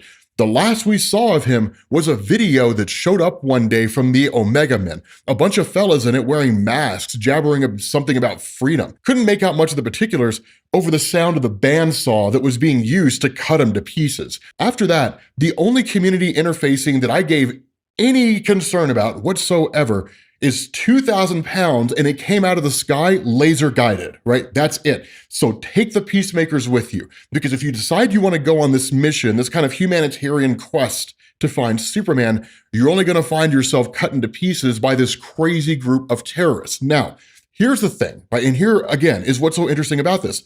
Good guys and bad guys, right? When it comes to this determination, it always depends on what side you're on. And that's it, right? If you decide to pick sides, then the opposing side are bad guys, regardless of what they stand for, because they don't stand for what you stand for. And that's kind of what Lois is about to learn here. But before we get to that, what you actually end up doing is, for a moment, picking up with the real reality of what goes on with Lazarus, right? That when you think about Lazarus as an organization, sure, it seems to be corrupt and that kind of thing, but we don't really know the ins and outs of it. Instead, you actually end up having this guy, this peacemaker named Smith, who's brought there. And one of the things he says as he's doing his kind of interview, right, with the Brainiac algorithm, is he's saying things like, I almost killed a bunch of innocent people. Right? Like, I was so angry. I was so full of rage about what happened with Superman. I picked up my gun and I was pointing it at people, and I was going to kill these people. And the response of Brainiac is, yes, you almost killed them. You almost shot them because your gun misfired. And this guy's like, no, I just missed, right? Like, my hand was shaking, but I was definitely trying to shoot them. He's like, I was trained to maintain peace at all costs. Sometimes I worry that I could really do some awful things in the name of this. And the response of the Brainiac algorithm is, yes, I understand what you're saying. What you're saying is, your gun misfired, right? You didn't really mean to shoot people. It was your gun was defective, right? So we'll get you a new one, and you need to go back out into the field. It sweeps it all under the rug. It ignores the reality of the fact that this guy crying in this interview, knowing that he's at his wit's end and he's terrified that he could do something horrible to these people, that he's told, no, get back out there, right? Your job is to keep the peace by any means necessary. Now, the most logical question to ask there is, well, why don't you just quit, right? Why don't you just leave? And to that, I do not have an answer, right? We're not going to find out in this video why it is they don't just leave the Peacemakers. Maybe you can. Maybe if you quit, then they come after you, they kill you for, I don't know, being a traitor, and then that's it. But switching back over to Lois and her encounter with the Omega Men, this is seemingly not the Omega Men that you're the most familiar with if you come from DC Comics, which, full transparency, I don't know a whole lot about those guys outside of the fact that I guess there's some kind of extraterrestrial superhero team that's composed of like different races. If you are really familiar with the Omega Men, teach me down in the comments section, because I didn't have enough time to learn about them before this video, but I don't really know much about them. Instead, the Omega Men as they exist here really are more of like a rebel force, right? And so in this conversation, when Lois shows up here, right, these guys are following her, and she literally stops and is like, so who are you, right? After essentially ambushing one of them, which again goes into the prodigious training that Lois has. And this guy's like, it's not what you think. And she's like, I think you're one of the Omega Men and you're here to kill me. And he's like, okay, so it's sort of what you think. And he's like, but I'm not here to kill you. And her response is good, because it seems that you're really bad at doing that. So keep your hands where I can see them. And this guy says, I know what you've been told about us, Agent Lane, but Lazarus is built on lies. I mean, you're a smart woman. Haven't you ever wondered if you're really on the right side? And he turns around and blasts her with his mask, right? Which basically blinds her. And he says, you'll be blind for a good couple minutes. Lower the gun, Lane. I just want to talk. And her response is like, if you think that I haven't been trained to fight while blinded, you really don't know anything about Lazarus. You don't know nearly as much as you think. But then as the fight goes on between these two, it gets really interesting, because this guy says, I know that you've been with Lazarus for 3 years, ever since your father's accident. You're one of their sharpest young agents, but I bet I know more about your employers than you do. Do you even know who the Lazarus director is and what he's doing to the working poor of this world? And her response, I know not to trust some mass terrorist who butchers in the name of freedom. And this guy's response, you're way too smart to fall for the same old propaganda, Lane. Lazarus is life. I think we both know otherwise. The Omegas fight to save this world. Now, again, it begs this incredible moral question. If you are a person fighting on the side of preserving life, but you are willing to do whatever it takes to save that life, even if it means killing other people, are you morally different than the person who's looking to control life and will do whatever it takes to keep that control, even if it means killing people? And you can make an argument in saying that, well, I mean, one preserves life, one controls life. But again, life's not that black and white, and it's all a matter of perspective. If you're the person trying to maintain control, those like the Omega Men trying to take it away, they're the bad guys. Right? Whereas if you're a person who's trying to return control to the people, those trying to hold on to that control, like Lazarus, they're the bad guys. So it's a really phenomenal kind of philosophical quandary that you have here, because Lois says, I'm sure that's what you tell yourself whenever you kill someone who doesn't want to be saved. I can see you well enough to shoot you now. Put the gun down. And the response here, right? This guy doesn't deny anything she says, right? We kill people. Sure. It's effectively what he's saying here, right? And we save those who don't want to be saved because we know better than them. And we know they do want to be saved. They just don't know it, which again is a great moral quandary. Who are you to decide what's best for the life of somebody else? What allows you to play moral God in that way? And so again, this guy just says, after everything you've seen these last few weeks, the suffering around the world that's been brought by Lazarus, I hoped you'd be ready to accept the truth, but I'm afraid my time's almost up. So I have just one last thing to say to you, Miss Lane. Run. And like immediately all these shots start firing out of nowhere because the Omega Men were waiting, right? This guy was given the opportunity to talk Lois down. But at the end of the day, it doesn't matter. It doesn't seem to work. Omega Prime goes after Lois. herself. Now, at that point, the Brainiac tech kicks in, right, detecting the gunshots, alerts the Peacemakers. Smith, the guy who was losing his marbles, is part of this team, and he's sent out there into the field, and he's the one leading point here, right? He's the one that's taking the Peacemaker soldiers to where Lois Lane is at. And as the fight kind of goes back and forth between the two of them, one of the things you learn is seemingly Omega Prime is the reason why General Lane doesn't have his legs anymore, right? She's like, I'm an old friend of the family. How's the general these days? A bit shorter than the last time we met, I'd wager. And again, you just kind of go back and forth. But the cool thing about this, right? One, it's about to get really amazing. It's about to get so dope. It gets so cool here in a second. But one of the things that happens here, right? Alpha, the one who was initially talking to Lois, that they seem to have the gun pointed at kind of both of them. Because much like Lois Lane's position within Lazarus, where she's like, Superman's not an inherently bad guy. And if we can just talk to him and understand what's going on, then maybe we can get him to stand down from like killing our people. Alpha's the same way, right? Lois Lane is not just some blindly obedient member of the Peacemakers. If we can just talk to her. And so it seems like among these two opposing sides fighting with high levels of irrationality, you've only got two sane minds that are looking to prevail here. But in the midst of all of this, right, the red dust appears and boom, like that, they're like, Superman's here, right? And that's where Omega is just like Primus to all Omegas. He's here. We found the Superman. And then at that point, she kind of just starts ingratiating herself, which nobody can respect, right? You can't respect somebody who licks your boots. And so she's like, Superman, the Omega Men stand ready to help you in your fight against Lazarus. Please come with us and together. And he's just like, no, and just like sends her flying. He's like, get out of here. Right? Like, I don't have time for that. And then he looks at Lois and he's like, you. And he's like, stop looking for me. And her response is, I just want to talk. And he's like, I have nothing to say to you. And she says, then I'll do the talking. But please just give me a moment of your time. But then the Peacemakers arrive on the scene, led by Smith. And Smith, who is incensed with Superman, right, is just like, it's the Superman, right? All units respond. And he's like, that's right, that's him. Do you remember me, pal? Right? And the response is Superman, no. And then he just freezes everybody. It's amazing. I love absolute Superman, dude. I love this guy because when that happens, he just takes off, right? He's out. And so seemingly he's keeping an eye on Lois, whether he wants to admit it or not. He's eyeballing Lois Lane. And I mean, Lois Lane is a character. She's always been the eye of Superman's fancy, right? So, of course he's going to keep an eye on her. The two are definitely going to fall in love, which is going to be phenomenal. But at that point, she just chastises Smith, right? She's just like, you moron, right? If it hadn't been for you guys, I'd have been able to talk to him. We'd have been able to have a conversation. You guys came in bumbling and screwed everything up. And so as Lois Lane walks away, one of the regular citizens here is just like, somebody get a picture of this, right? And so at that point, you switch back to Alpha and Omega, right? And again, like Alpha's kind of slapped around a little bit and told by Omega, like, this is all your fault, right? Like you had the chance to take the shot at Lois and you didn't.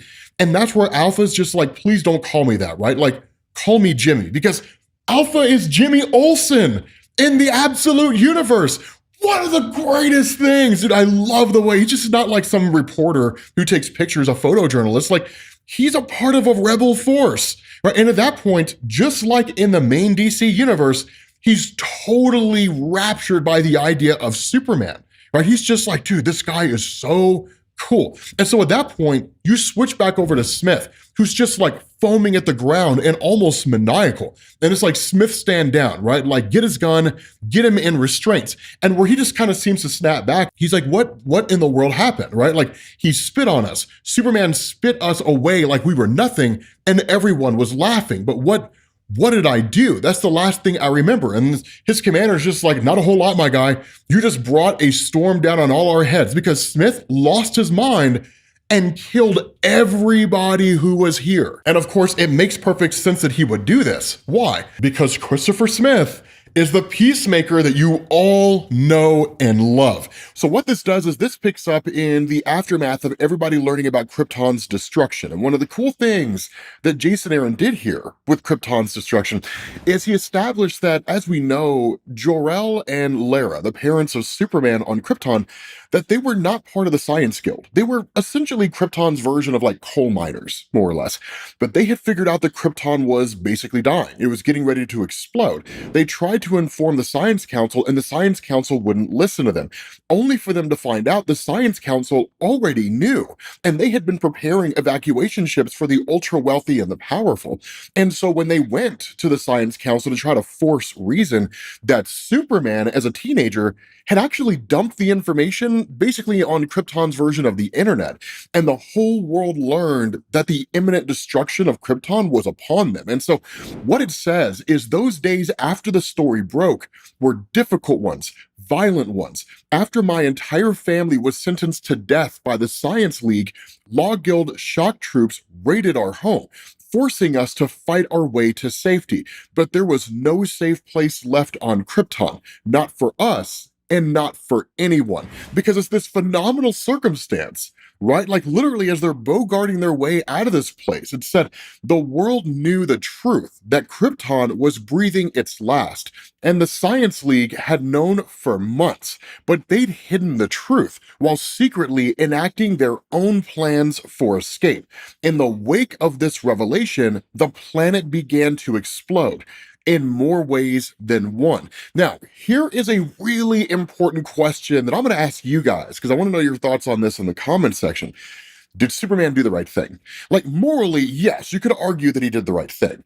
He informed the planet's citizens of the planet's imminent destruction. But was it actually a good thing? Because what were they going to do?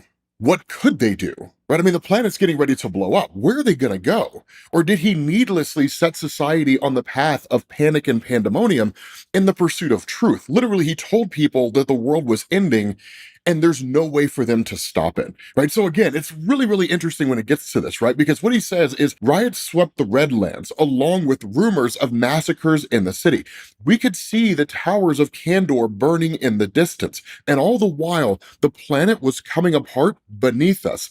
I don't know which was worse, how we Kryptonians had abused our homeworld so brutally, so heedlessly for so very long, or what we did to one another in our final shameful hours. And so it's wild because what you end up doing is you pick up with Lara and Jor-El when they're literally at what is essentially their home, right? Kind of a place that's modeled, or at least the Fortress of Solitude is modeled after. And Lara's struggling here because in her mind, they can make space for just one more person. But really, Jor-El is the more sane person here out of the two of them because he's like, look, we've done everything we can, right? If we add any more people to this, if we make any more adjustments, we're going to compromise the ship's integrity and no one's going to get out of here. So I get your desire to help and I love you to death for that. But if we make any more adjustments, everyone's going to die. And it's just the reality of the situation. They just can't save everybody. And he's like, it'll have to be enough. And so in watching his parents coping with this, right, in literally the world exploding in front of his eyes, Superman's just kind of like, okay, like this world ended this way for a number of reasons, right? The citizens of it who were tearing it apart, so on and so forth. Whatever world we get to next, it will not follow this same fate. And so what you do is you switch over to the present day, right? Earth, Pakistan, the Peacemaker outpost. Now, one of the things to remember is that for those of you guys who are not familiar with Peacemaker, right, the character from DC Comics, that's Christopher Smith. But here in the Absolute Universe, the Peacemakers are more of like they're a peacekeeping force on paper. In reality, they're just a violent paramilitary force, is really all they are. But one of the things that had gone on is that Christopher Smith had shown instability, right? Now, Christopher Smith had actually requested to be taken out of the field, right? He's like, I don't need to be out there. Like, I'm a danger to myself. I'm a danger to the people around me because I am literally a guy who's losing my mind. But as we know, while we don't know a lot about Brainiac in the Absolute Universe, which is to say, is he the Brainiac that we know from DC, where he's like the alien that travels around the world, or really like the Machine? He travels around the universe and collects planets and so on and so forth, and is like, you know, a 12th level intellect and a Superman foe. What we do know here in the Absolute Universe is that seemingly it is kind of like the AI this sort of controls the Peacemakers, their directives, their orders, and so on and so forth. And so it was essentially the Brainiac AI that sent Christopher Smith back out into the field again. And then he snapped at the end of the last issue. Like, these citizens were kind of laughing at him, and he just killed them all. right? And so that's why you pick up here and it says, here he comes, hold your positions. And it's like, how are we supposed to stop something like him, something like Superman? What are we going to do here? Now, that's one of the things to remember. This is not your grandfather's Superman. He's not the guy who's older and experienced and wiser and more patient. Absolute Superman, dude, this kid is reckless and it's amazing because all these tanks are waiting for him to show up. This dude says, man, you better come strong. Dude, he takes those tanks out like that. And then you have like all these just peacemakers who are in this room. And it's like, report your status. Nobody's saying anything. And then it's just screams right on the outside as they're all literally just being destroyed. And so Superman says, there are 23 people dead in Orangutan, gunned down for the unforgivable crime of laughing at a man with a gun. And so, like, one of these guys is just like, get back, be ready to fire as soon as you see his face. That door explodes open, and Superman's standing there looking like a man possessed, right? It's amazing. He says he isn't here, right? And then he asks his suit, right? Like, because Superman's suit is basically made of like technology. He's like, where is he, Saul? Right? And that's where Saul says, accessing the Lazarus database, Kal. Once again, I strongly advise against this. But Superman just screams out, he's like, find him, right? So it's like, it's nuts. This dude is so pissed. And so Saul says the Lazarus Corps cyber defenses are of a sophistication beyond the planet's natural capabilities. Peacemaker Smith's whereabouts are heavily encrypted. Now, this is a huge indication of what's going on here. Because again, while we don't necessarily know a lot about Brainiac, what this indicates is that Brainiac is not from Earth, that in some capacity is the Brainiac that we know. He arrived here on Earth and has been here ever since. Hence the statement, it's beyond this planet's natural capabilities. So again, at that point, Superman just like grabs this guy, right? And he's just like, Christopher Smith, he murdered 23 innocent people. Tell me where he's hiding right now. And this dude is like a hair's breadth away from death, right? I mean, it's literally like, by the grace of God and an ounce of patience is this dude continuing to live. And Superman tells him that, dude, like, he becomes Gene Hackman from The Quick and the Dead. He's like, if you live to see the dawn, it's because I allow it. Dude, it's crazy. And so in that moment, he catches himself. Right? He brings himself down from like this fit of rage because this guy's like, please don't kill me. And Superman's so full of rage, the moment he stops, he realizes he's killed all these peacemakers. And there's just like this one guy who's left alive.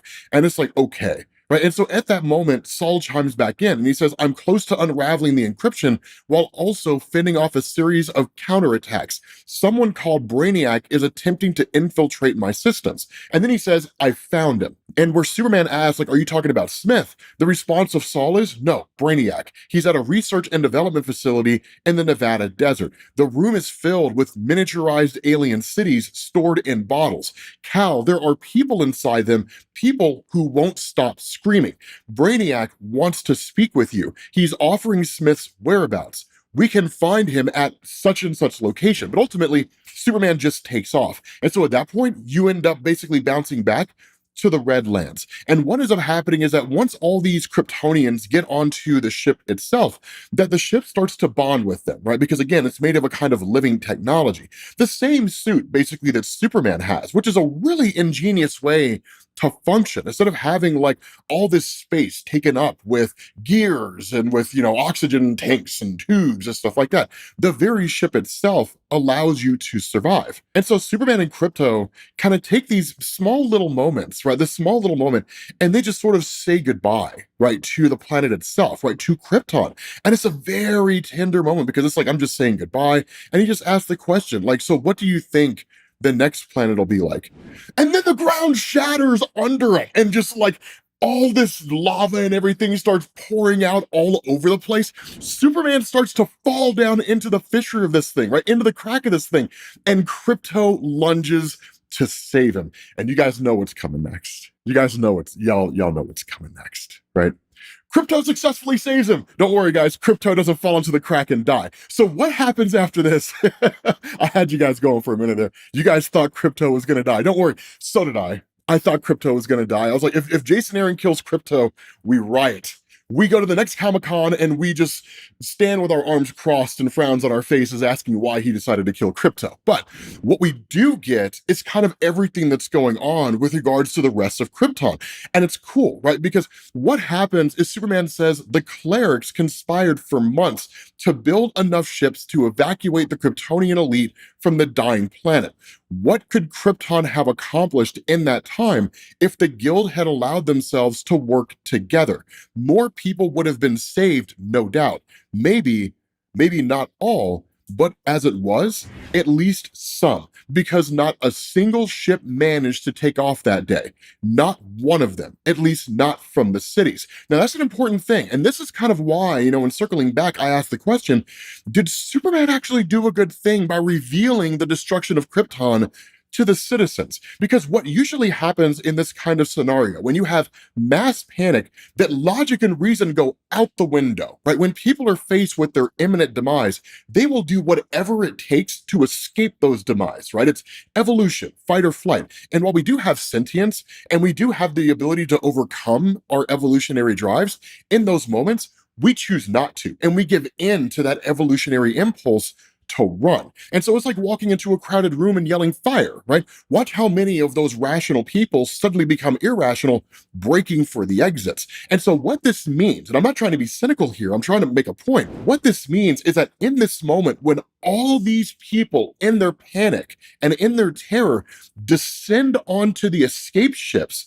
that were created by the Science Guild, then it turns into complete pandemonium. The ships are overcrowded. There's way too many people in there. The ships can't take off. Violence takes place inside the ships. Somebody shoots a fuel tank and the whole thing explodes. It's one of these scenarios where mass panic leads to the destruction and the ruin of everyone. So that's why I asked the question, did Superman do a good thing? And it's not to say he should have just left them to their fate. Right? It's not to say he should have just been like, well, I mean, I could tell everybody, but mass panic's going to ensue. So I got my escape route. Hey, Krypton, sorry about your luck, right? And then just take off. Right? I mean, no, I'm not advocating that. I'm simply just asking, like, what would you have done instead? And so what he does is he kind of focuses back on the ship itself as it starts to take off. And what he says is that on board our ship, people were crying. Everyone was frightened. But the strangest thing happened to me once we took flight. I felt a profound calmness come over me, a confidence that I had never known. And that's where he walks over to this younger girl. He actually walks over to Kara and starts talking to her for a second, right? So yes, Supergirl exists in Absolute Superman. We've kind of known that for a little while. And he tells her, like, don't be scared, right? This is a great ship. It's the best ship that's ever flown. My mom and dad built it. Now, the other part of this is like, our survival hinges on this ship. So you better believe that mom and dad didn't skip corners when it came to this thing. But none of it matters anyway, because a giant chunk of kryptonite comes hurling to the ship and blows right through this thing. And like Superman is just sent flying along with a host of other Kryptonians. But what ends up happening is the suit comes out, right? A portion of the ship itself, and it manifests around Superman in the form of an escape pod. Now, it also does the same thing for Krypto. It does it for Krypto, right? Krypto is okay. Guys, I know you don't really care about what happens to anybody as long as the dog survives. And then it also gets around Lara and Jor-El, so they're saved. But as they're making their escape, there's this crazy scenario that unfolds. He says, for 10 billion years, the planet Krypton basked in the blistering red light of its sun. Toward the end of its existence, the planet had become riddled with parasites. Tiny creatures infested Krypton's star-hardened skin, eviscerating the world one handful of guts at a time, until its insides became unstable, until its blackened lungs wheezed and gushed radioactive bile. For 10 billion years, my homeworld stubbornly endured, and it only took a few measly million for people to ruin it all. That will be the legacy of Krypton, that no matter the grandeur or the majesty, no matter the history or the power of science, no matter the depth of love, it can all go away. Every last speck of it. Because seemingly what happens here is that as all the ships, right, from the main ship itself, as all these escape pods are making their way, they're all caught in the explosion. Superman is the only one who makes it out. And that's where he's just like, can anyone hear me? Right? Mom, dad, anyone. But he's the only guy that makes it out. So it essentially looks like Crypto dies, but he dies off panel. So it makes it a little more bearable, but it's crushing. Jason Aaron, what's your deal, bro? I don't care what you do. Right, you can have Superman be tortured by Darkseid. Right, you could have Lara and Jor-El just die in a fiery explosion, which is essentially what happened. You can do whatever you want to the characters in the story, but a rule of this universe: never go after the dogs. You never do that. It just doesn't happen. And so at that point, you have Superman, who again transitions, like literally flies to a different spot. This is kind of happening in the modern day. And Saul, his suit asks him, like, I thought you wanted to go after Christopher Smith. And he says, forget Smith, right? I don't want to know where he's hiding, because if I know, I'm afraid. And at that point, Saul's like, are you afraid of like what I've learned about Brainiac? Like, I can promise you that fear is unwarranted. And the response of Superman is, no, I'm afraid that if I find him, if I get my hands on him, of what I'll do to him, because I won't just beat him, right? I won't just pummel him. I will tear him apart. I'll rip his arms and legs off. I'll tear his jaw off his face. I will literally incinerate this guy. I will make the last few moments of his life the most harrowing experience he could ever endure. It's literally him terrified of his own rage. And so at that point, he's like, I need to ground myself, right? I need to be reminded, Saul. I need to be reminded why I'm here. I need to be reminded of home. And so at that point, he flies back to Smallville. So in this video, we actually take a break from all the escapades of Superman in the here and now, and we focus on when he first arrived to Earth. And it's really cool, but really tragic at the same time. Because as most of you guys know, when Superman shows up to Earth, it's a almost kind of fairy tale type story, in the sense that Krypton explodes, which is the least fairy tale part of it. But then he's drifting through space as a baby and then arrives on Earth. And there's virtually nothing that really happens during that time period. This is almost the total opposite, because what he says here is, when my family's rocket lifted off from Krypton, we had no idea where we were headed. The Science League, ever consumed with themselves, had never bothered to explore what else might be out there. My parents always said that we would find our way to a new home together, but then our planet rotted from within and my parents died, while I flew on alone across seas of endless nothing. So for something like 17 months, he's just flying through space, isolated, basically in solitary confinement, and it's a part of the story that we never get to see. Now, in reality, if this was him as a baby, he would have no clue what's going on, right? He would be eating, and he would be sleeping, and he would be pooping, and that would basically be it. But as a young adult, he's got full sentience. He understands what's going on around him, and so literally he's trapped in a tomb, flying through space, and it's tragic. Right? It tears him apart from the inside out, because as time goes on, he actually just kind of starts to lose his will to live. This, coupled with the fact that the scientists on Krypton never charted the star systems, means they're basically flying blind. So they have no real destination. They're just flying through space, hoping that something can be found where he can call home. And so that's why he starts to say, Starslide engines flying 1 billion clicks a second. That means we've traveled 9 million light years. 9 million light years from Krypton. And remind me, Saul, how many inhabitable worlds have we found? And initially we're Saul, right? The kind of living ship that is both his suit as well as the actual vessel itself, where it encompasses him, and it just kind of almost sort of dodges the question. It's like, how many worlds have we found? And it's just like 0. We have found 0 habitable worlds. There have been no habitable worlds whatsoever. There seems to potentially be a habitable world in this star system that we're approaching, but I don't know for sure, and we won't know until we get closer. Now, the kind of unwritten statement that's being made here is, this seems to have happened multiple times before. Hey, Kal-El, I think I may have found a star system that can be a home for us. It turns out they don't really have an atmosphere that can sustain human life. So let's continue on to the next one. And that happens over and over and over again. And with every disappointment, the will erodes more and more. I mean, truthfully, if this wasn't really just a Superman story, it'd be a perfect time for a Green Lantern ring to show up and say, like, you have great willpower because you just haven't offed yourself. Welcome to the Green Lantern Corps, right? And that would be it. But kind of focusing on this, right? The idea of him losing his drive and losing his motivation and will to go on comes in the statement when he says, there's nothing out here. Krypton was all there was. Our one chance, and we blew it. And I don't think I want to do this anymore. Now, the reality here is Kal-El is highly emotional, right? That's really what it is. Number one, he's a young person, right? Young people are inherently far more emotional, hormones and all that kind of stuff. Just everything's raging inside their body. And so they're kind of figuring themselves out.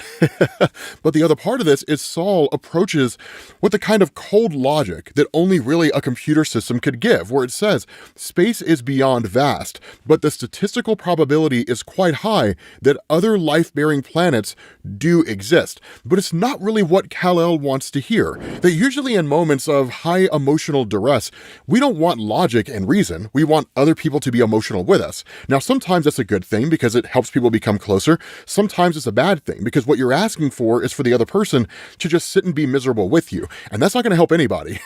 So again, it's one of these things where in his youth and his young age, he hasn't really figured out how to handle these things yet. So combining the just struggles of being a young person with the total eradication of his home, the death of his parents, and the destruction of Krypto, his dog, seemingly, I still curse Jason Aaron for doing that he's in a very, very tough place.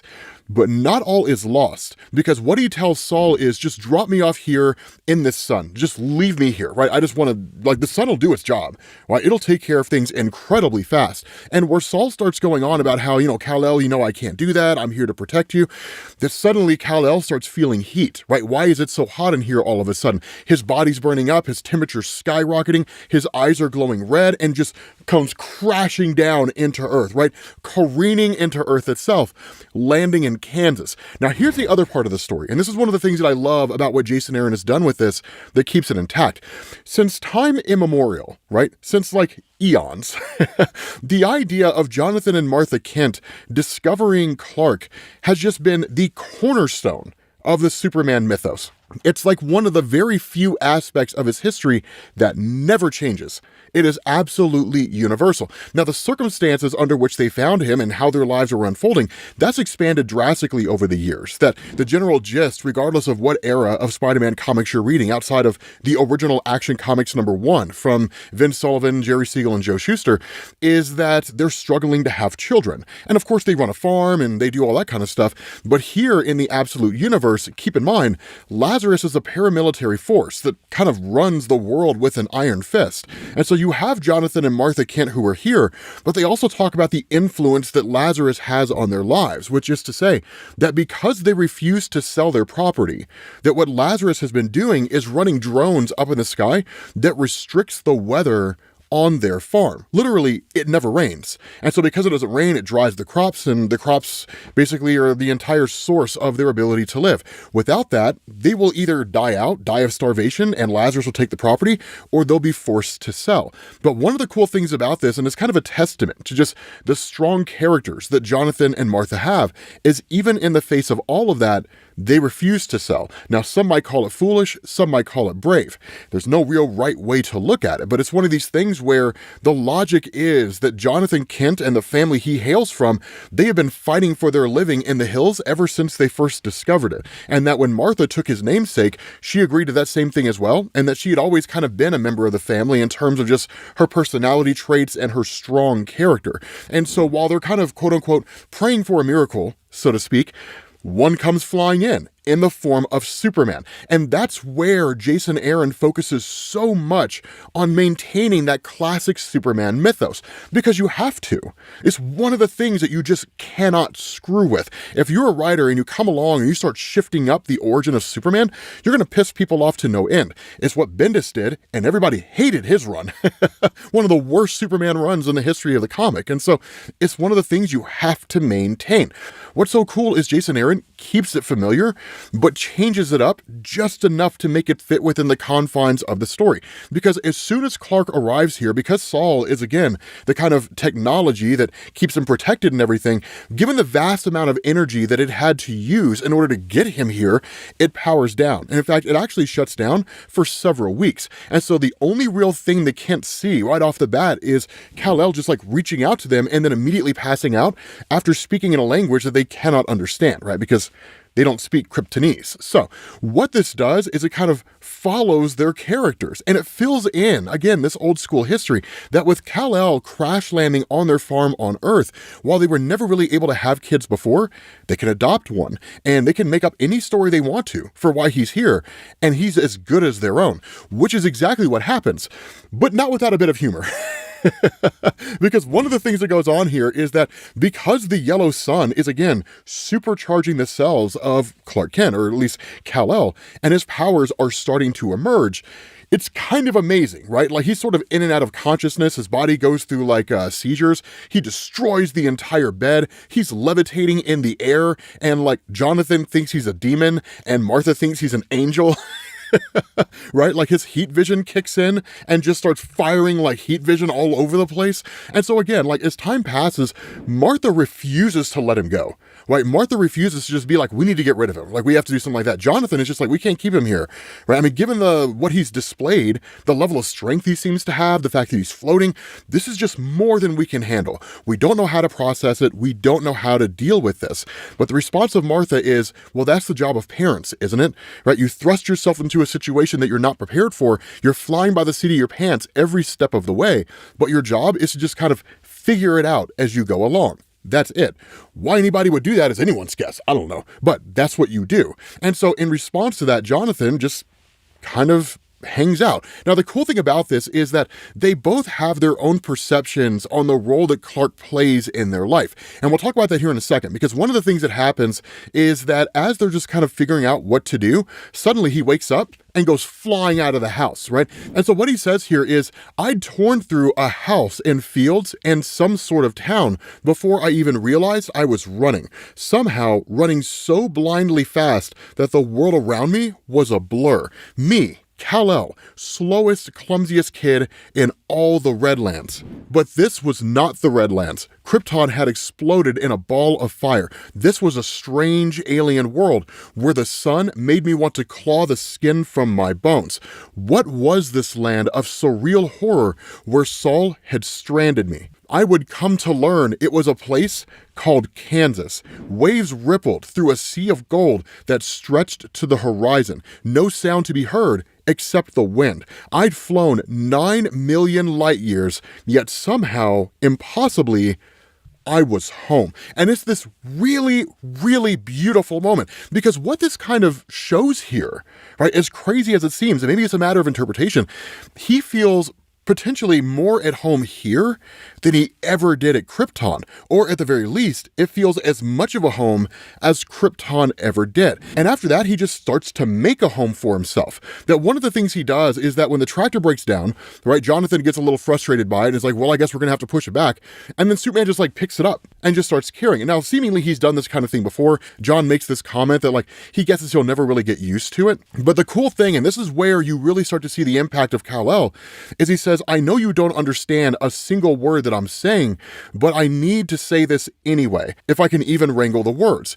Thank you for what you've done for us, you amazing angel. And I don't just mean you lugging our tractor around, because Martha's the one saying thank you. And she says, you saved my Jonathan. I was worried I'd lose him when we lose this farm. You helped him remember who he is. That man would have made one hell of a father. And while Clark is carrying the tractor, right, Jonathan is saying, you saved Martha. I'm worried without the farm, she would have had nothing left to mother. And I don't think she could stand losing any more babies. And so in his way, he's given them both a sense of purpose, right? With the farm falling apart and with Lazarus doing what they're doing, it was kind of the entire basis behind their existence. But if that basis is gone, what else is there? And that's the most important thing to take away from his impact with them, right? Because there is no grand purpose for why we do things, right? It's simply just that we are born into the world and we just figure out what makes us happy. And then when we figure that out, we just do that until we stop being happy, and then we go figure out something else. And that's it, right? Life is nothing more than just a series of what are hopefully great moments, one after the other, and just learning about ourselves. And that's basically it. And so with Clark showing up here, or Kal-El showing up here, and giving them a kind of sense of purpose that they otherwise were basically losing, it actually restores their desire to live. So in essentially saving himself, he saves them. I know it sounds cliche, but it fits in perfectly with the entirety of the Superman mythos. And so that's why Jonathan says, I don't know what you are or where you came from, and I have not heard any language that sounds anything like the one that you speak. And then again, Martha says, but I know a farmer's boy when I see one, and I know you came here searching for something. It might just be it's the same thing that we were looking for too, and I just hope that maybe we can find it together, right? It's a beautiful moment, because when you have Kal-El, who's now working on this tractor, Saul reappears, right? It just kind of reactivates after having shut down. And it says, apologies, my recharging took longer than I anticipated. Kal, you need to be aware. I fear this system's yellow sun may be supercharging your Kryptonian cells in wildly unexpected ways. And Clark's like, you think? You think? Here comes the clue train, Saul. The last stop is you. Yeah, man, it's supercharging my cells. And so he says, I should be able to help you process and control that solar energy. He says, I've also managed to review all available history of this planet. It's called Earth, and its human civilization is quite young, barely a few thousand years old. But right off the bat, right, Kal-El's just like, look, that's cool and everything. I don't need the history of this world. What I need you to do is I need you to download whatever language these people speak, right? And then I need you to shut up so I can just kind of clear my mind for a minute or two, right? And so following that, Saul does exactly that, right? It downloads the entirety of the language, and then Superman immediately understands it. Not that dissimilar from like Neo in The Matrix. And so you go back to Jonathan and Martha, where they're just kind of having a conversation. Like, is he really trying to fix that bush hog out there? Like, I mean, I don't even have parts yet. Like, that thing is never going to get fixed. Kal approaches them and speaks English in a way they understand. And that's one of the things that's cool about this. Jason Aaron takes all these little things and just throws them in there, right? Like Clark's ability to learn English. It's simple, elegant, right? It's almost elegant in its simplicity, right? It's incredible the way that it's done. I love it. And so when he tells them, my name is Kal-El, initially Martha's just like, what a beautiful name. Like, that's an incredibly beautiful name. And she's like, well, it's a pleasure to meet you, Kal-El, right? I'm Martha. This is Jonathan. And for the first real time, they're able to communicate. Not only that, Saul tells them, like, I've detected drones that hover around up here in the sky, and I've done the liberty of taking them out, right? So the drones are destroyed, and now rain returns to the Kent farm. And while it's not enough to restore their crops, right? Their crops were basically done and gone for the season. It is enough to restore the farm. And in fact, we're even told that it rained for 3 straight days. Now, as you guys know, this is a absolute universe comic, which means things are wonderful, things are beautiful, fantastic, and it's all about to go south. Because a guy is riding by and literally rats on the Kents, right? He calls Lazarus and he says, I want to report an immigration issue because that guy's not supposed to be there. Lazarus comes rolling in and they immediately go after him, right? Now, of course, Superman helps these guys understand their place in the bigger picture, right? You are only as capable as Superman allows you to be. And at any point in time, whatever strength you have, he could take away. And then you become as useless as tits on a boar hog. And that's kind of what he does here, right? Immediately, he just overpowers these guys. And he was like, I mean, it's adorable that you think you could come here and do anything. It's really cute. But understand, right? If you live to see the dawn, it's because I allow you to, right? And just like attacks these guys. Doesn't really attack them, but like blows all these guys away. And he asks Saul, like, why are they doing this? And the response of Saul, because we do not belong here. And he says, well, then tell them who we are, right? Tell them why we're here. And Saul's response, it does not matter, right? We are not supposed to be here. And that's why they are attacking us, because we are in a place that we are not supposed to be. And you cannot force your will onto other people. And so in response, like Saul just kind of says, I cannot tell them why we're here. I cannot tell them what our mission is. And in fact, with everything going on and knowing that Lazarus is full of a bunch of crazy guys and they're going to start opening fire, right? You know, soldiers with no real laws to keep them in check, that in turn, Jonathan and Martha tell him, you should just go. right? Like you really should just go and keep yourself safe. And he does exactly that. Now, it's a crushing moment for Clark because after having lost so much for the first time in his life, he's actually experiencing what it's like to have a home. And then immediately it's stripped away from him by people who just don't want to see him there. So he immediately takes off into the sky, right? And he says, for almost 5 years, I would run to other farms far away, to factories and mines, cities where the people were piled on top of each other like trash, and islands where you could stay for days and never see another soul. But nowhere stayed safe, not for long, and no place felt so much like hope as the home that might have been. So seemingly, he never went back to Smallville. He never returned.